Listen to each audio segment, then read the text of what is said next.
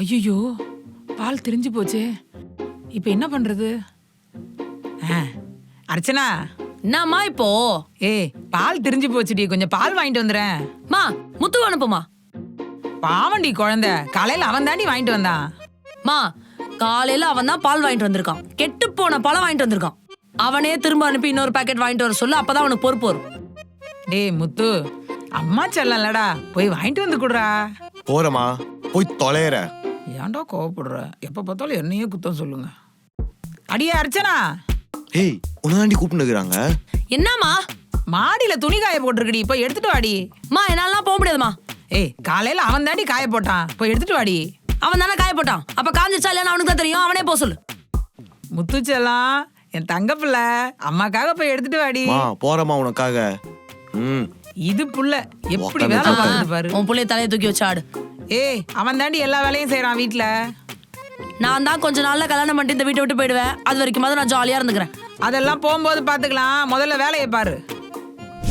ஏன் அர்ச்சனா, இங்க வாயேன். நாமா, இந்த வெங்காயத்தை வெட்டி குடுறி.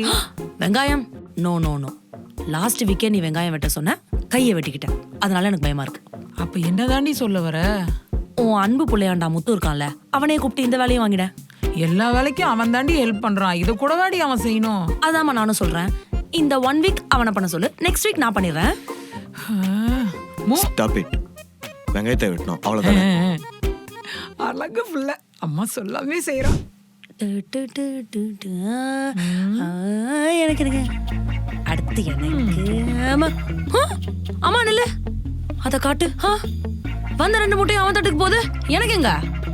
என் புள்ளதானே இந்த வீட்டுல எல்லா வேலையும் பாக்குறான், அதனால அவனுக்கு தான் 2 முட்டை. அப்படி சொல்லுமா. அப்படி சொல்லலாம். அப்ப நான் என்ன திம்பேன்? முட்டை எல்லாம் கிடையாது, பழைய சோறு இருந்தா போடு, சாப்பிட்டு போட்டோம்.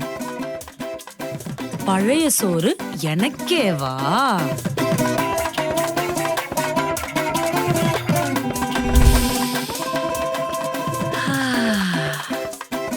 எங்க அப்பா வாங்கி கொடுத்த பிரியாணியே பிரியாணி தான். செல்லம், என்ன டாடி? போதுமா இல்ல தந்தூரி ஏதாவது ஆர்டர் பண்ணட்டுமா? வேணாம் டாடி, பிரியாணியே போதும்.